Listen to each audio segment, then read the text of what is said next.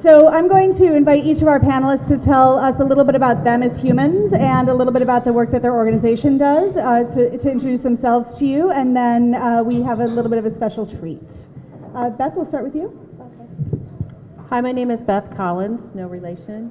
I am the Communications and Outreach Director at Americans for Safe Access. I've been with ASA now for 3 months. So if there are questions I can't answer, I'll look to Mike Lazuski here. Americans for Safe Access is going to be celebrating our 14-year anniversary on Tuesday. So, yay! Thanks. Steph Scherer is right now at UNGAS, passing out our document that we created at our Unity conference of medical cannabis research, and is giving it to as many of the attendees at UNGAS as possible, trying to help on the international front of rescheduling. So ASA's kind of expanded the focus that we have to international as well. We work on helping states pass laws, assisting in helping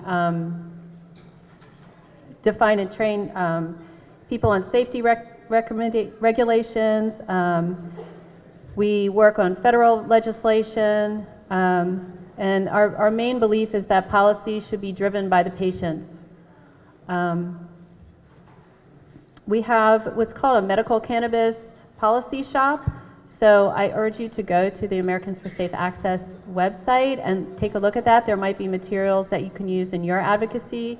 We're at safeaccessnow.org.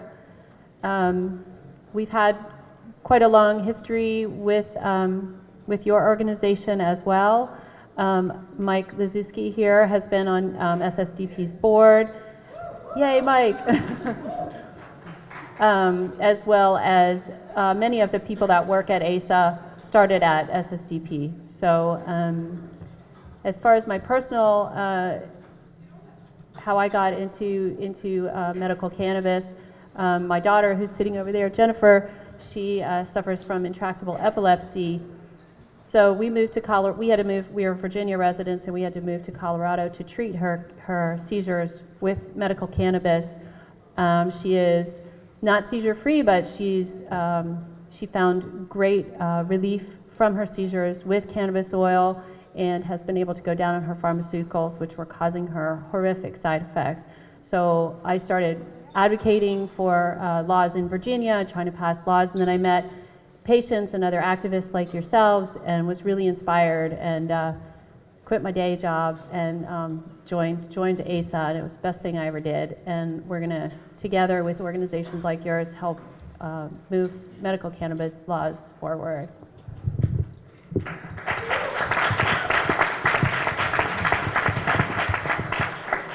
Thanks, Beth. My name is Michael Collins. I am Deputy Director at Drug Policy Alliance's Office of National Affairs.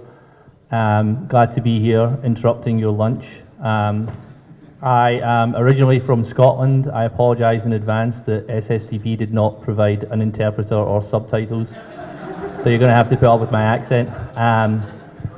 I handle a lot of our congressional issues at Drug Policy Alliance: marijuana reform, sentencing reform, other criminal justice issues, some harm reduction issues, some of the international stuff, obviously. Spend a lot of my time working with your fine members of Congress and the White House.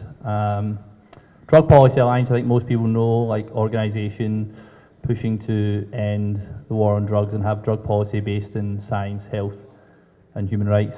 And that's about it from me.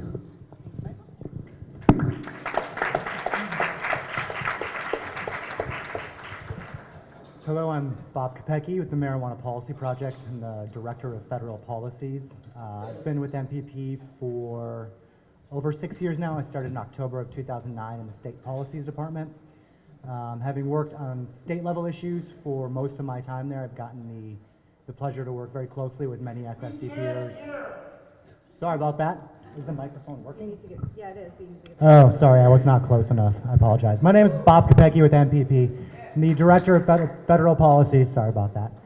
I started about 6.5 years ago in the state policies department, and through work in various state legislatures, got to work with many SSDPers, both current and alumni as well. It's been a great joy of the work that I've found myself doing. MPP itself has a long history with SSDP. I'm not sure exactly how long because it predates my involvement in drug policy reform. I came from the Midwest, Minnesota specifically. I went to college at a small school in Wisconsin. When I was doing both my bachelor's and then my law school, there were no SSDP chapters that I was aware of. So it's been a great joy for me also to get to know SSDP as an organization, as a non-student, and see the wonderful talent that this organization is able to both, I guess, breed and develop on college campuses. It's a pretty amazing group of people. MPP, we do all marijuana policy only, medical marijuana decriminalization, and tax and regulate. Ultimately, we feel that marijuana should be treated like alcohol, and I think we're well on our way towards that goal. So, thank you very much.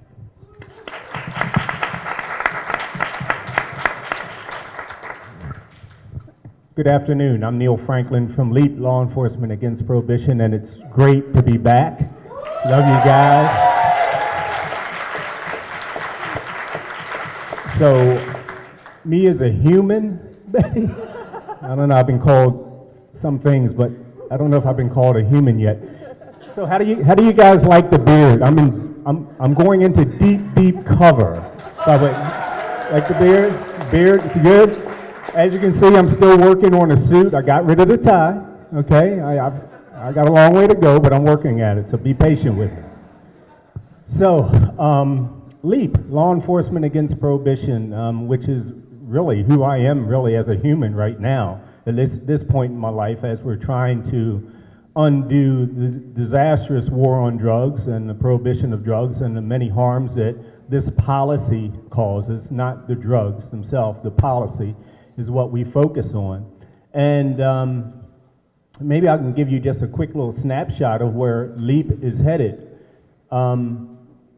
We used to be, I guess, we were formed in 2002, and from that point forward, we were pretty much had a very narrow focus of ending the prohibition of all drugs, which we still do, and we always will have that focus.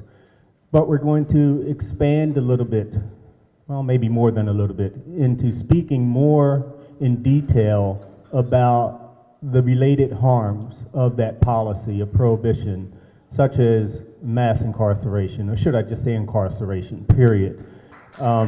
Because when you say mass incarceration, you want to put a number on it. We have an incarceration problem, period. So incarceration, civil forfeiture, police-community relationships, the violence that continues to be generated from this failed policy. And, you know, I just want to point out real quick, if you haven't had a chance or an opportunity yet to give our brothers and sisters from Central America, from Latin America, some love while they've been here, please do so. I see some of them over here on the side. They've had a long journey thus far, and they still have a ways to go to UNGAS next week in New York. So LEAP, we're going to be expanding a little bit more. When I signed on for this job as the executive director, I told them 3 years. It's been 6 years so far.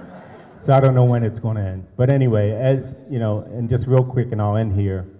I came to this place from 34 years of law enforcement, working as a warrior, putting people in jail, arresting so many people behind this policy. And I made this turn by way of violence, seeing and experiencing violence, and I knew that something was wrong. And since that moment back in 2000, when my friend Ed Totley was killed working undercover not too far from where we sit here today, I've seen so many more harms that this policy causes in addition to violence. So I thank you guys, young people. It's great to be back, and I'm looking forward to a great conversation.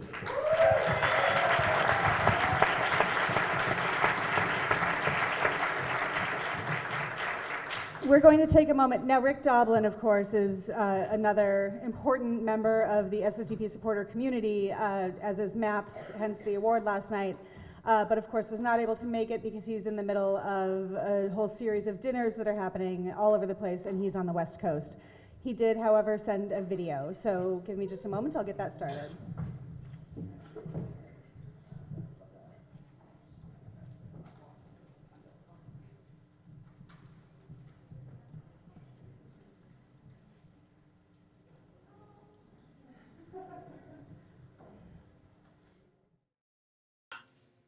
Hello, it's a pleasure for me to be speaking to you at the SSDP conference. I wish I could be in more places than one at one time, but I'm celebrating MAPS' 30th anniversary out in Oakland. And so I'm sending you this video message. And what I'm wanting to say, first off, just thinking about 30 years, is that there has been amazing progress since I started MAPS in 1986, and before that, since I decided to focus my life on psychedelics and becoming a psychedelic therapist back in 1972. So it's been a long time, and one of the most important lessons I have to share with you is to think long term. That when you look ahead, and particularly from young ages, you look ahead at the future, and it just seems like you've got this infinite horizon going forward. But when you're my age, or any age really, you look back, it's like, where did all the time go? So 30 years is not really that long of a period of time. And it's very important, I think, for you with considering how dire the world situation is in terms of the challenges that we're facing with global warming, with the rise of fundamentalism, with, I don't need to catalog all the potential disasters that could happen. But the point is that the world is in a major crisis, and so we need you to dream big, and we can't afford for you to do anything less than you dream, and really try to make it happen. And in order to do that, I think you have to have a long-term plan. It's fine and important to develop a 30-year plan, or a 40-year plan, or certainly a 20-year plan. Don't be scared of doing that. But when you do that, you have to really look at how do you get satisfaction. You can't really wait for satisfaction until everything has been accomplished, because then you're sort of struggling and you never know if you're going to make it or not. So you have to get satisfaction on a daily basis with everything that you try, and you have to redefine success. So that success is not achieving your objectives. Success is trying your best to achieve those objectives, and that's under your control. And then you can feel satisfied. Whether the world cooperates or not, it's beyond us. It's not up to you. It's up to everybody else. So you have to really try your very best to get satisfaction in little things and every daily effort, and even if nothing is accomplished. Now, I think you also need to take heart that things are not going to be easy. Things are there's a lot of resistance, but there's the crumbling of resistance. There's the need for healing. So just to give you an example, 30 years ago when I started MAPS, psychedelic research had been blocked all over the world for over a decade, almost 15 years, and really been 20 years since the crackdown had started. And I didn't know that any kind of research would be able to be started. But now research is happening all over the world. There's just this general sense that the discovery of ketamine for depression, refractory depression, is one of the best advances in neuroscience in multiple decades. That the work with psychedelics, particularly there was a meeting at the Royal Society in the United Kingdom where Darwin and others were members, about LSD and talking about new LSD brain scan research. We have research going on all over the world. We're able to get regulatory permission all over the place, and also there's teams now at Harvard that want to be a phase 3 site for MDMA for post-traumatic stress disorder. We'll have a site at Johns Hopkins. There was a meeting at Stanford about whether they should open up a MDMA research center just the other day. They're very encouraged about it. We're working with Kaiser Permanente even to see if we can have a site there. And there's this general sense in the field of psychiatry, in the field of psychotherapy, that the tools that we have are not effective for a large percentage of people. They do work fine for a bunch of people, but there are treatment-resistant people, and they need something more. And what we're seeing more and more is that the combination of psychedelics and psychotherapy is the most effective. Now, I guess I could expand that to say pharmacotherapy and psychotherapy works better than either pharmacotherapy or psychotherapy alone. But psychedelics really do facilitate the therapeutic process for a lot of people. And we have, as advisors, we're so fortunate to have the former director of the FDA Division of Psychiatry Products advising us on evaluating the research that we've done over the last 15 years and preparing to submit it to the FDA to go to end of phase 2 meeting and then move into phase 3. We also have a DEA consultant, a senior DEA official whose son went to Iraq and is sadly traumatized, 50% disabled by PTSD, finding marijuana to be helpful. So people are really changing their attitudes. And we see this throughout all of society. People are really reevaluating the drug war, mass incarceration. And so what we really need the SSDP people to do, and what you are uniquely able to do, is work on psychedelic harm reduction with Senator Biden's office. Look at amendtheRaveAct.org. Right now, psychedelic harm reduction is criminalized. It was using the same statutes that were put in place for crack houses to take the assets away from people who were knowingly having their place used for people to smoke crack, and they could also go to jail. And then the RAVE Act, reducing America's vulnerability to ecstasy, stupid idea if there ever was one, was put into place by Biden when he was a senator. And we've had Natalie Ginsburg, who used to work for DPA, who's a advocacy and policy manager for MAPS. She met with people in Biden's staff. They didn't even know that the RAVE Act was blocking psychedelic harm reduction. So the drug war is really sustained by parents worrying about their kids. It used to be people worried about social change. That was the crackdown in the 60s. That's what Ehrlichman and the statement that he made about 20 years ago, but it's just been getting a lot of prominence lately about how Nixon and he looked around and they didn't like civil rights and they didn't like the hippies. But you can't criminalize people's opinions, but you can criminalize the drugs that they use. You can exaggerate the risks, and then you can try to put them in jail and divide and conquer and turn them against each other and make people into informants. So the drug war is really starting to come apart, and the key elements to build to a post-prohibition world is to show that the risks of these drugs, which they do have risks, can be adequately managed. And so we need SSDP to really work hard on trying to amend the RAVE Act, clarify that harm reduction is part of a public health approach, and that's what we need to be able to put into place. We had a big breakthrough at Burning Man. It looks like they're going to put a sticker in everybody's greeting package about our Zendo project, our Zendo Psychedelic Harm Reduction project. The sticker is probably going to say Psychedelic Harm Reduction. The Bureau of Land Management, federal police even met with Burning Man people and said, we'd like you to do more harm reduction. So that's moving. The other big area where we need help politically for SSD people to lobby is to end the government monopoly on the supply of marijuana that can be used in federally regulated research. And it's a vestige of 1968 was the first marijuana production facility run by the government at the University of Mississippi, and it's still in existence. And Professor Craker, Lyle Craker at UMass Amherst, working with MAPS, starting in 2001, he's the first person ever, other than the government, to apply for a license to grow marijuana federally from the DEA. Now, of course, people aren't applying because we were rejected. We won the DEA administrative law judge lawsuit. The DEA rejected the recommendation. We lost in the appeals court.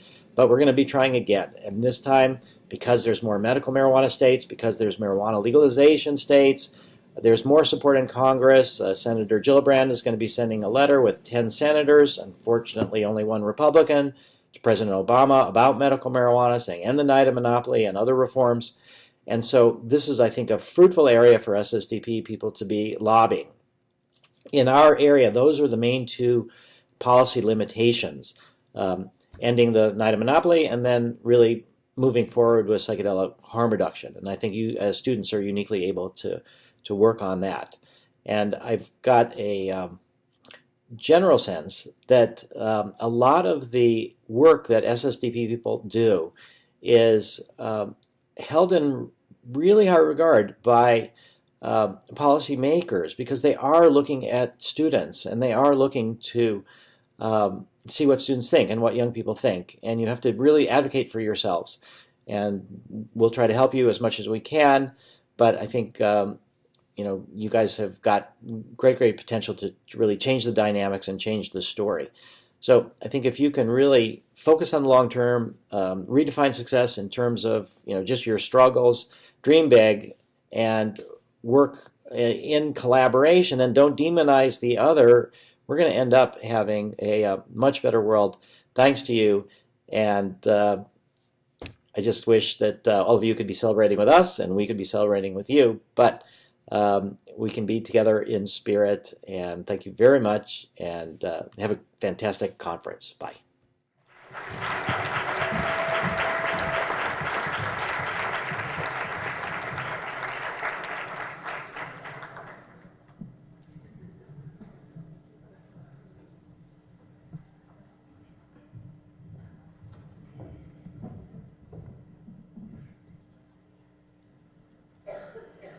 So one of the questions that I'd like to dig into a little bit is the specific space that a student movement, or SSDP in particular, in our movement, takes up. What is it that you as advocates, as leaders, find to be most important about the work that we are doing? And I'm going to frame this somewhat specifically.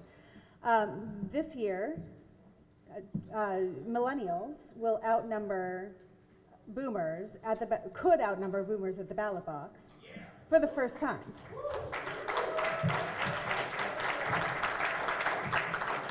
And that is, of course, transformational if we are able to capture it. And I think that attaching young people to their sense of political power is a tremendously important piece of SSDP's work. In what ways do you see SSDP contributing at the ballot box and with their peers to furthering drug policy reform, most importantly in terms of your work? Neil, we'll start with you. A couple of different things real quick. When you're referring to the ballot box, when I hear that, it means I hear a couple of different things. I hear about, for instance, our elections for our representatives, such as this wonderful presidential election we're having today. Great show.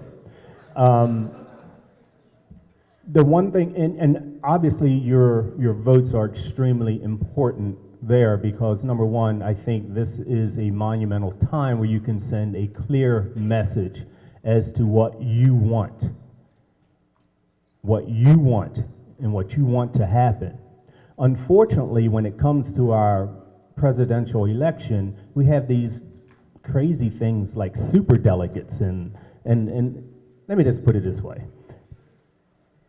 In my opinion, it's my opinion, not Leap's opinion or anyone else's, I think it's a screwed up system. Because it doesn't really give you a clear indication as to what the people want. Literally, both the left and the right can do whatever they want to do at the end of the day, as it relates to who they put out there in front as their final candidate in November. But what I see, the other side is more important as it relates to the states where we have voter referendum. And that's how we have been moving drug policy, for instance, for cannabis across this country right now. In those states where it could be, the drug policy reform initiative can be placed onto a ballot, and then you go to the polls and vote. As a matter of fact, last year when I spoke here, I made reference to the power that you guys, the young people, demonstrated as it related to Washington State and Colorado, mainly Colorado.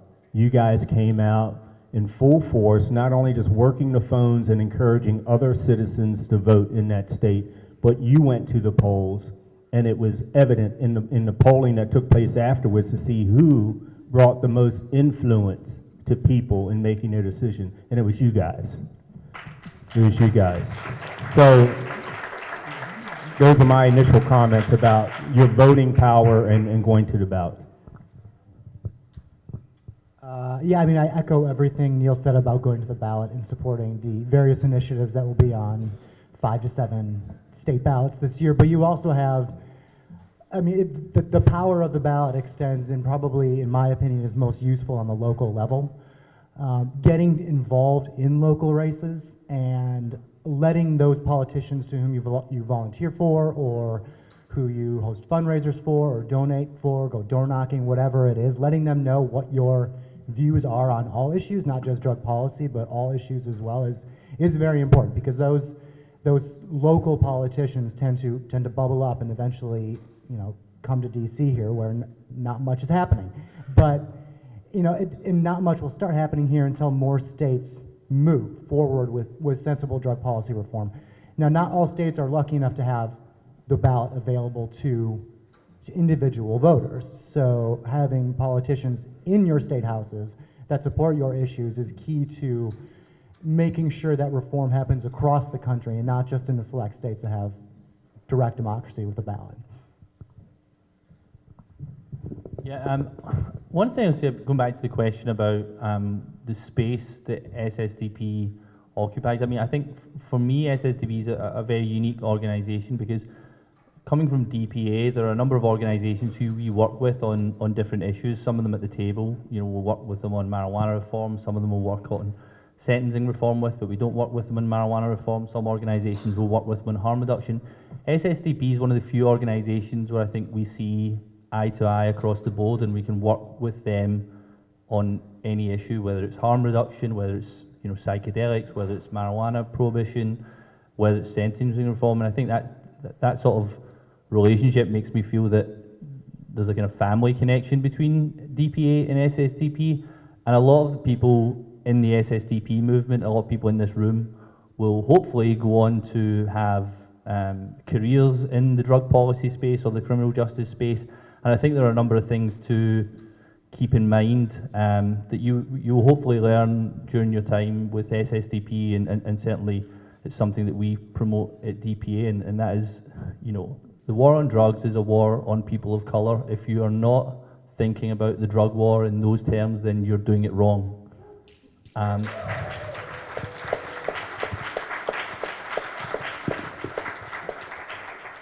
Another ethos, we see this a lot in newspapers about compassion towards drug users, and let's treat drug users like human beings, and of course we support that, but it's not enough to treat drug users with compassion. Drug users should be at the table when decisions are made and policy decisions are made, and again, if you are not doing that, then you're ending the drug war in the wrong direction. You're not doing it properly, essentially. And then the last thing I'll say is, we see a lot of, we're moving in the right direction in terms of marijuana prohibition, but we see challenges in terms of other drugs. For example, media hysteria around things like fentanyl and synthetic marijuana. And so if you are working on one of these issues, such as marijuana prohibition, and at the same time, you should be in a position where you're not throwing these other drugs under the bus, whether it's heroin or synthetic marijuana or fentanyl, because if you are willing to accept a situation where we legalize marijuana, but at the same time we increase penalties for synthetic marijuana, you're not ending the drug war, you're merely shifting the focus of the drug war. And so I think those are sort of key values that I think people in SSDP and DPA have, and those are things I think that hopefully people will take forward with them into careers in the drug policy space.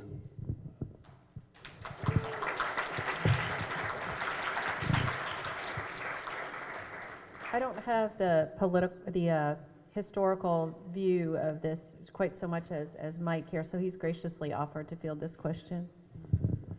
Hey, all right, so students in the room, how many of you are from a state that has medical cannabis law?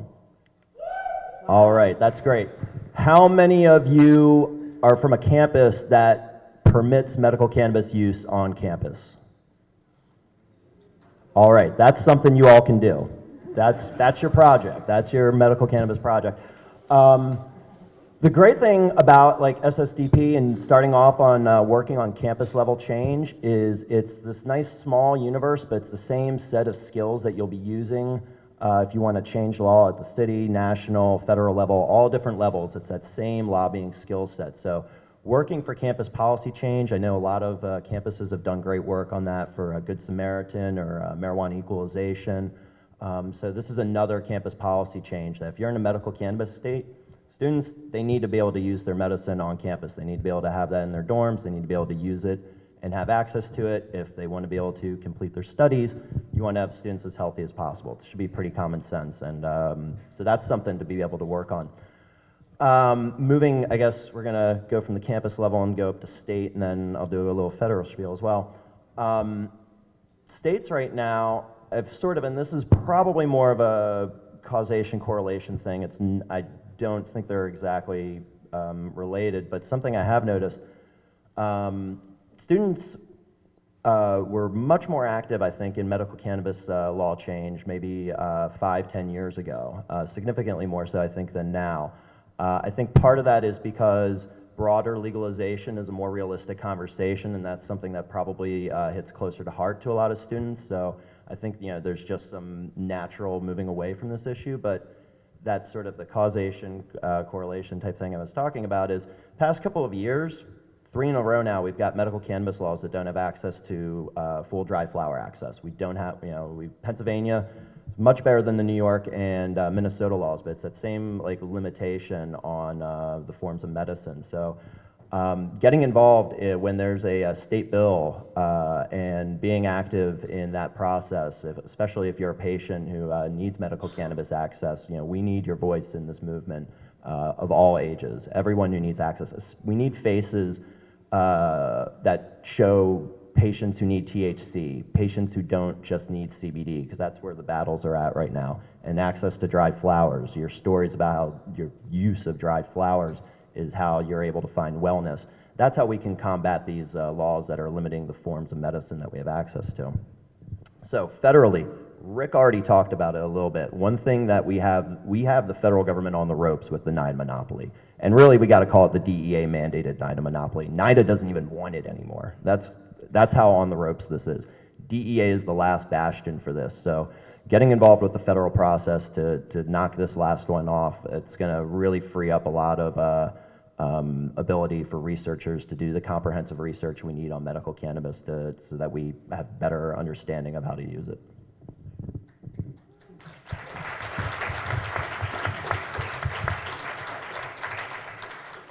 Michael touched on this a little bit in his response to the last question, but one of the things that's, I think, exciting for the students in the room is to have the opportunity to interact with folks who are working as their job in the drug policy reform movement. And there are many SSDPers who have gone on from their campus work to work for SSDP, DPA, MPP, ASA, LEAP, and others. So if you would, give us a sense of some of the alumni that your organization has employed and the kinds of work that they have done. Mike, you can speak to this perhaps most accurately. And then, like, what do you think are the most important things for SSDPers to be thinking about when graduation time rolls around and they are looking to actually be employed in the reform movement? Okay, so yeah, ASA has employed a number of SSDPers over the years. I will probably not get the complete list, but Amber Langston was an SSDPer who also worked at ASA at some point. I believe Catherine Parker worked at ASA. Myself, Brooke Gilbert worked at ASA before working at NCIA. So there's been a number of SSDPers in recent years who have worked at ASA. ASA is actually a pretty small staff. We only have about a dozen staff nationally. I know it's one of the things, like when you're not working for one of these staffs at these organizations, you get the impression that these organizations are huge and there's lots and lots of people behind them. Most of the organizations, it's just a handful of staff, and we're really dependent on a lot of volunteers. And that's something that when looking for employment, I know my boss, Steph Shear, one of the things she really, really looks for is people who have demonstrated commitment to the movement. So people who have been coming out to the meetings, going and lobbying in offices, doing the, making phone calls if it's a campaign, or whatever the legwork is, doing patient organizing. That's something that really needs to get done, and that needs to be more of. So just organizing patients, those types of things. If you're doing these things on your own, you're demonstrating that commitment to this issue, and that's going to be very, very helpful in terms of if you want to get a job in this movement. I will say, when you do have a job in this movement, it's not a 40-hour-a-week job. You will be working on drug policy pretty much your whole life, which is great in a lot of ways. But it is a very, very consuming thing. So you want to be able to figure out if this is something you really want to do, not just like, okay, yeah, I like drug policy and I'd like to work for one of these organizations. Do the volunteer work, figure out if that's actually the type of thing you want to be doing, because getting a close-up look as to what it looks like will give you an idea if you really want to be a part of this as an employee. So, I mean, I think, I mean, I alluded to this before, but, being a member of SSDP and being a member of DPA, there are a lot of similarities in terms of the issues that are worked on. We have taken on a whole lot of SSDP interns, and many of them have been phenomenal, and part of that is because they come to DPA with the sort of same ethos and same belief. Sometimes we'll take interns who maybe have just worked on marijuana legalization, or they've only been doing sentencing reform, and they find it more difficult to get engaged and talk about the other issues. But if someone's interned at DPA and had a successful experience, and if they've been a member of SSDP and then they subsequently apply for a job at DPA, you're definitely going to get your resume looked at. It's interesting because I think my own personal experience, like I was not involved when I was in undergrad with any sort of Students for Sensible Drug Policy. There weren't any organisations like that in Scotland. It was like Students for Sensible Haggis Policy was the main organisation. I was the chair and president. Go Team Haggis. So I mean, I actually, my experience with drug policy was when I lived in Mexico after after doing my undergrad in French and Spanish. I moved there and learned a lot about the horrors of the drug war, working with Laura Carlson, who I believe is in the room, or maybe she's left. So, I mean, you're coming, with a lot of experience from SSDP on the issues. I mean, one thing, again, I sort of mentioned this before, I think DPA takes a very holistic view of drug policy. We work on a whole variety of issues, and we try as much as possible to make sure that, as we're working on one issue, it's not to the detriment of another issue. So, like I said before, if we're working on marijuana prohibition, we're also working on ending synthetic marijuana prohibition. We're also working on kind of broader drug policy movement. And I think those are the sort of skills, and that ethos is what is required when you're, when you're going to work at an organization like DPA. So, like Mike, I don't think I'm going to be able to list off the top of my head all the SSDP alums who have worked or work at MPP. I see Rochelle back there. Rochelle is a SSDP alum who I had the pleasure of working with for a few years. It was great fun. Kate Bell currently works in the State Policies Department. We've had Jared Moffett, who came from Brown University SSDP, and I got to know real well through working on a decriminalization bill up there. He's currently running our on-the-ground campaign to tax and regulate marijuana like alcohol via the legislature. He's doing all the coalition building. Since I've moved over to the federal side, he's pretty much taken over that whole role for the organization. Michael mentioned that obviously having done work through SSDP will get you probably get you a closer look on resumes with some of our organizations. But also know that the people who work at MPP and at DPA and LEAP, we know the people at SSDP, so we can check with Stacia or Betty and say, what do you think of this student? They applied to work here. So your role as a student leader is something that should be taken seriously. But it's the issues you do on campus that Michael Lazuski mentioned. Those are the types of things that we'll notice and that will get good looks. But also, yesterday I was at the environmental breakout session, and Sanho Tree mentioned how drug policy at large, and I find this with marijuana policy specifically as well, is so multidisciplinary that there's no reason that you have to feel your education path has to take you one way in order to work in drug policy reform. I happen to have a law degree. I don't think that it's necessary to do what I do. I think it was necessary for me to get to where I am. You know, having degrees in hard sciences is so important. Doctors, Dr. Malek Burnett is here somewhere, I believe. Having those, the multidisciplinary aspect and advocates from all sorts of different fields is so vital to continuing to make change in drug policy reform. We don't have nearly enough educators that are out front on policy reform. You know, you don't have to look at the people who've gone before you and say, that's the path I need to take. You can make your own path, and it's available to you, which I think is very exciting about this world.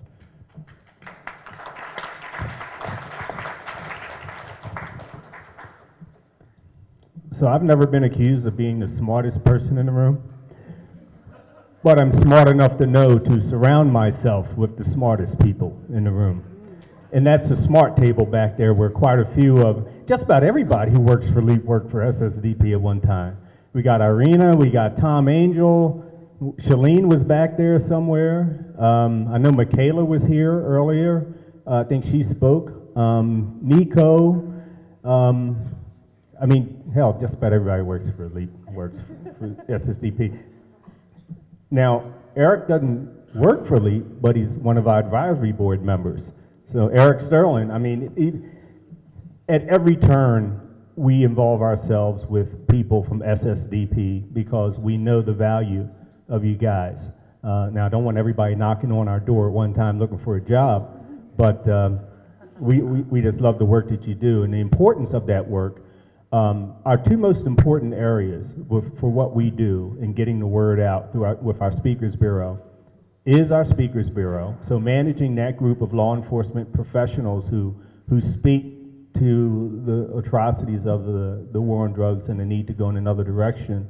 So, for instance, Shalene was the director of that group at one time. And the other part is media, getting, you know, our word out through media, and that's, you know, everything from cable news to social media to print. And so we've got Tom Angel, you know, Michaela is doing that now. Irina was involved with that as well. So the most critical parts of our operation have been staffed by SSDP folks.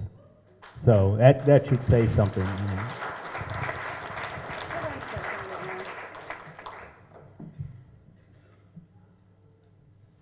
So we're talking about employment specifically, but there's one of the things that we talk about frequently about one of the assets of SSDP that we talk about frequently is that we do capacity building for the movement, right?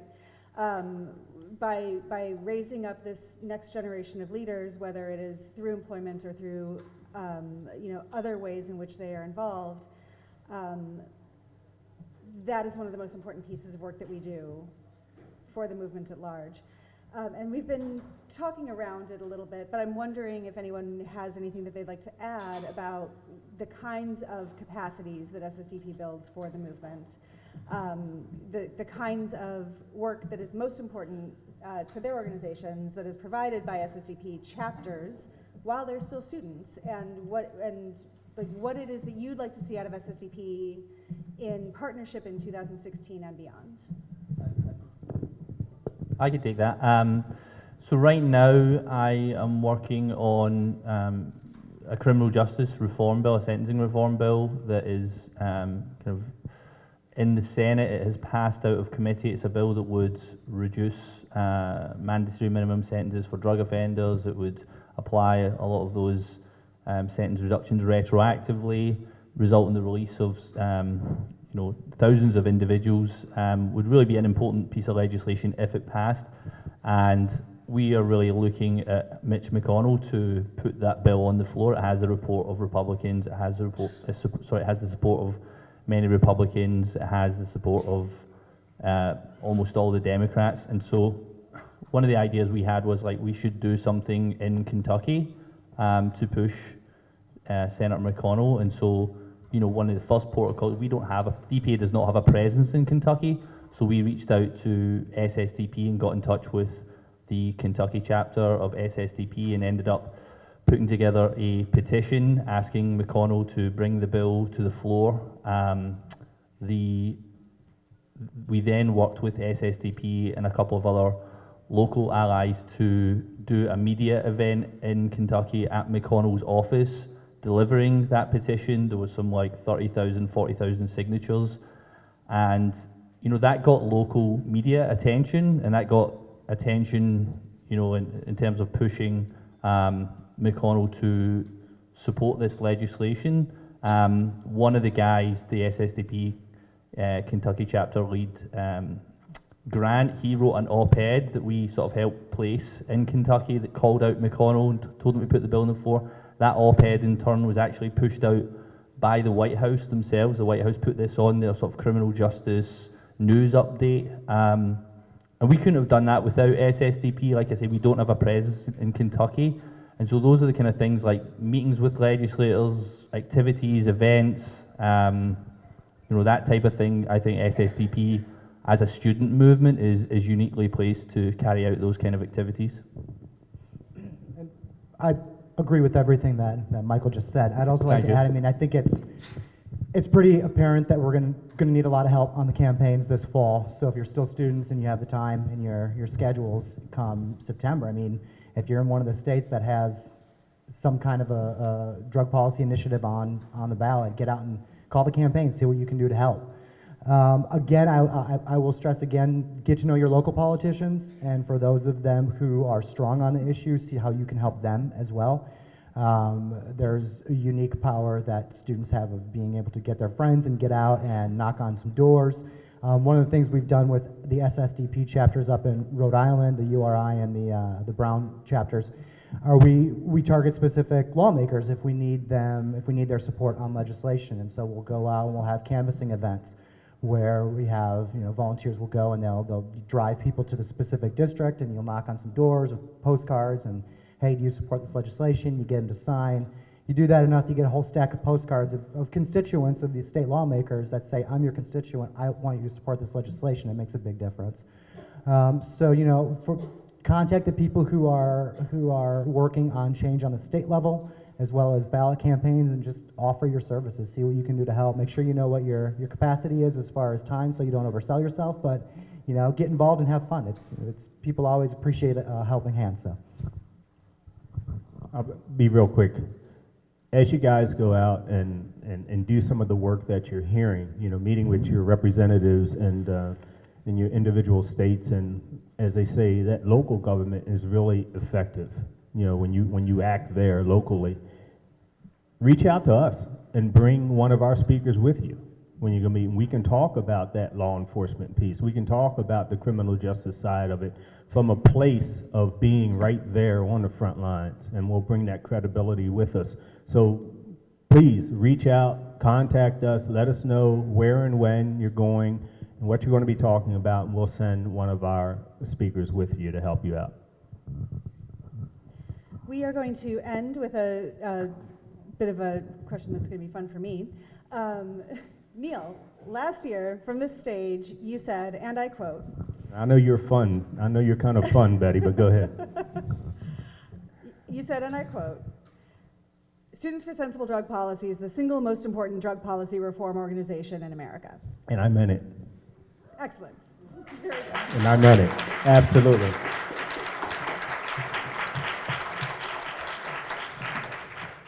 I'm going to invite you to take just a moment to dive into that a little bit if you would like, and then everybody else on stage can have a moment to try and beat Neil.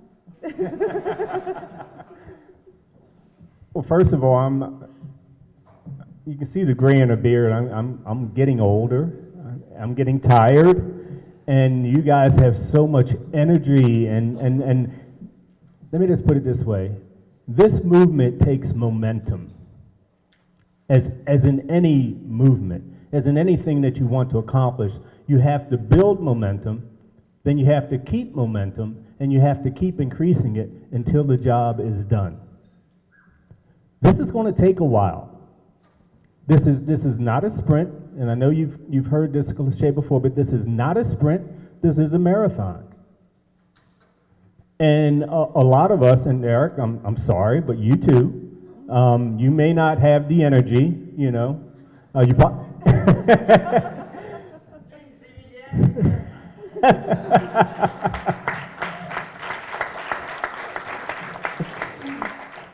Oh boy, I shouldn't have gone there.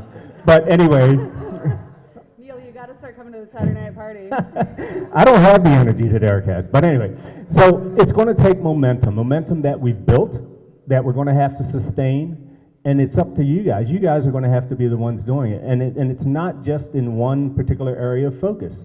It's going to take attorneys, it's going to take activists, it's going to take folks who are willing to get arrested for civil disobedience, it's going to take folks who have knowledge in all the different types of drugs, from the psychedelics to marijuana. You know, it's going to take folks, you young people who don't use drugs, who don't care about drugs, and as Ethan says, who don't give a damn about drugs. You know, and you're the growing population of folks. It's going to take, it cannot happen without you. It's just that simple. It cannot happen without you. So I hope that you are going to be the ones increasing the momentum, carrying it on, and moving the ball across the goal line. And I may not be there when it goes across the goal line, but if you're behind it, I know it's going to get there. So thank you. Nice.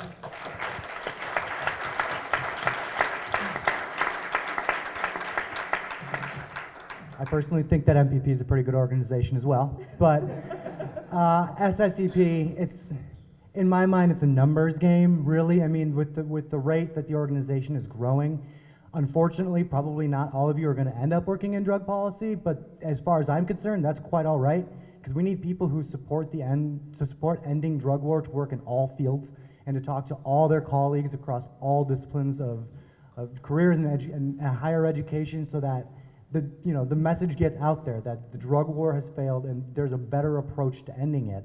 And the sooner we can get that across to people who may not think that they care about drug policy reform, the better.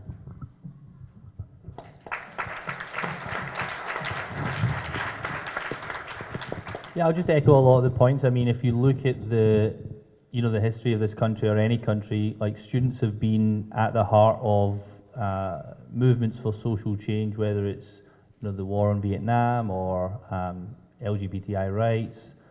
Students are at the heart of the movement, and a lot of the reason for that is the energy and the dedication that students bring. I was struck by Mike's comment about working more than like 40 hours a week and be prepared for like long nights. I mean, for me, I go to my bed at like 10 o'clock now during the week and watch the Americans, and that's pretty much it. I'm an old guy now, but students, they have, you guys have like boundless energy, and I think part of the reasons you are so effective with politicians is that, you are the future. You're the future leaders of our country, you're the future doctors, nurses, policymakers, law enforcement, and, so many of our issues, marijuana is a key example, are generational issues, and you can see that you represent, the crest of a wave. And that wave is moving in the direction of ending the drug war. So it's really important that organizations like SSDP continue to be engaged and continue to dedicate their time and their energy. And I know from my time as a student that there are essays and there are papers, and that's why I applaud you guys coming out here on the weekend and coming out here during a time, I'm sure, as we're heading towards like final exams, etc., as people have probably got papers that they have to do, but we do this, and this is our job for people on our stage. But it's so impressive to see people when they dedicate their free time to this issue. It means all the more in those kind of meetings with policymakers and politicians. And so, I applaud you guys, and I urge you to continue to do this, because we need your help. We're moving in the right direction. We don't want to slide back, but we are going to need your help. And so please, even beyond SSDP and beyond your time here, please continue to remain engaged in these issues, and thank you for your help.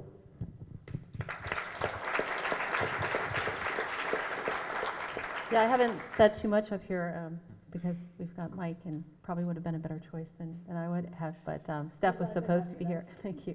But I do want to say that one thing that I've learned in this, in my several years working on this issue, is how much ignorance there is out there. I mean, it is astounding how much ignorance there is. And you all really are amazing educators. And I think looking at what you all do,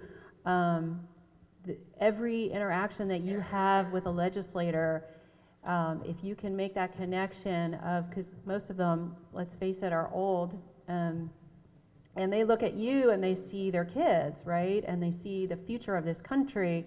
And if you can educate them even a little bit, I mean, every meeting that you have is another opportunity for education. And like Michael was saying, your energy is really, really important in what you bring to this cause. And thank you for all the work you're doing. And if you need support in terms of materials or training, you can go to Safe Access to our website and download tons of training materials to hand out to your groups.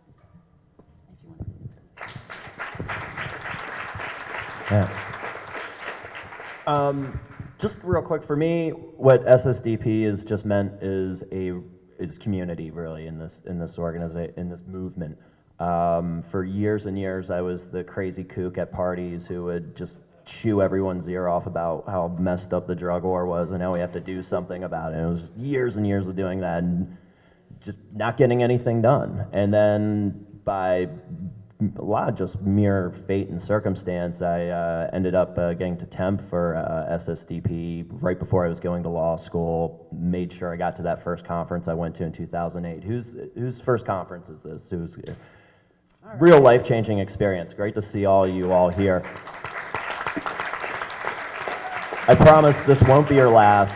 People keep coming back to these, and this community that SSDP has created for, geez, like, what is it, 15, 20 years? What is it up to now? We will be celebrating 18 years this fall. Mm-hmm.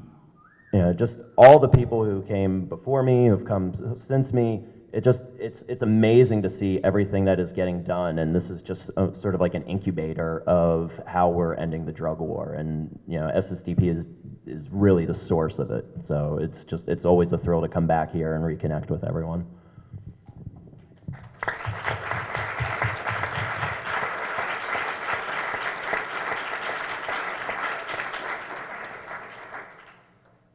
SSDP has relied since our inception on our partners in pushing policy forward, and I'd just like to thank all of you so very much for joining us here today to talk about the ways that we do that partnership and the ways that SSDP impacts your work. Thank you for taking the time. Thank you for everything you individually and your organizations do to strengthen and foster our network, I very much appreciate you being here. Let's give them all a round of applause.